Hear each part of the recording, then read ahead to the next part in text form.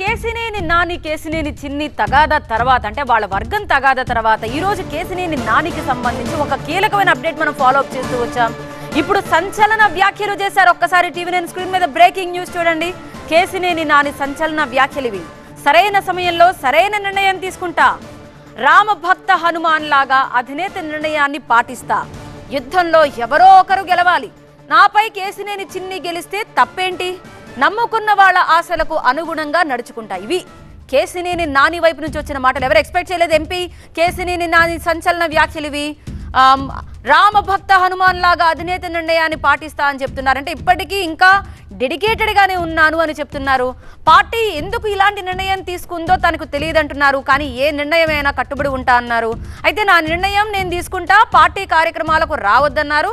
So రాను, కానీ అధికారిక కార్యక్రమాల్లో ఎవ్వరూ తనని అడ్డుకోలేరు అంటున్నారు. పార్టీని వదిలి వెళ్లాలని కలలో కూడా అనుకోలేదంటున్నారు. చంద్రబాబు నిర్ణయాన్ని తప్పుపట్టడానికి లేదు, పార్టీని గెలిపించుకోవడానికి రకరకాల వ్యూహాలుంటాయి, వాళ్ళ నిర్ణయం వాళ్ళు చెప్పారు, నేను కట్టుబడి ఉంటా అని చెప్తున్నారు కేసినేని నాని. వాళ్ళు అలా ఎందుకు చెప్పారో వాళ్ళనే అడగండి అని చెప్తున్నారు. సో టీడీపీ నేతలు చెప్పిందే నేను ట్వీట్ చేశాను, కాలమే అన్నిటినీ నిర్ణయిస్తుంది, ప్రస్తుతానికి టీడీపీలో ఉన్న చంద్రబాబే నా అధినేత, ఎంపీగా అయితే పోటీ చేస్తా, ఇండిపెండెంట్ గా పోటీ చేసినా గెలుస్తా అనే నమ్మకం కూడా తనకుందంటున్నారు.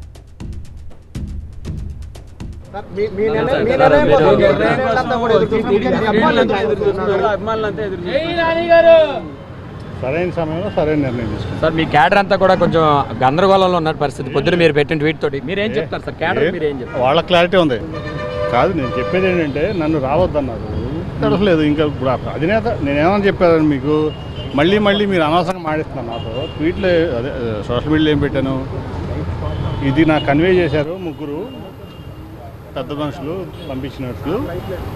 అధినేత ఏది చేసి చెప్పాడో దాన్ని తూచా తప్పకుండా రామ్ భక్త హనుమాన్ టైప్లో నేను ఏం చెప్పాను, శిరసా ఆజ్ఞను, అధినేత ఆజ్ఞను రామభక్త హనుమాన్ టైప్లో, రాముడు చెప్తే హనుమంతుడు అడిగేస్తాడు, ఆ టైంలో నేను ఆయన ఆజ్ఞను శిరసావిస్తానని చెప్పి వాడికి హామీ ఇచ్చాను పెట్టానా. మరి అర్థమైంది. మళ్ళీ అదే అడిగి అడి తిప్పి ఇడి తిప్పి అడిగితే ఉపయోగం ఉంది.